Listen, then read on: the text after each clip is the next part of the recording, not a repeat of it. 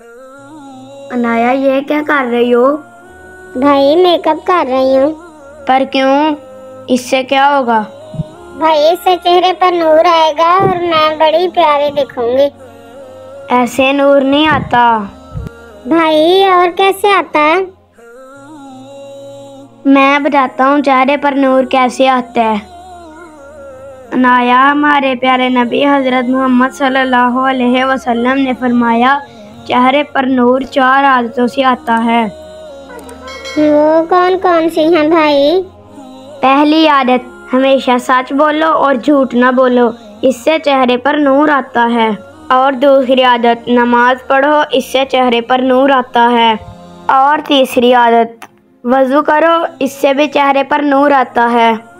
और चौथी आदत, अपनी नज़रें और अपना ज़हन हमेशा साफ रखो, इनसे चेहरे पर नूर आता है और हम खूबसूरत दिखते हैं। ऐसे हम खूबसूरत दिखेंगे, ये मेकअप लगाने से नहीं होता कुछ भी। अच्छा भाई, मैं भी अब वजू करके नमाज पढ़ूंगी।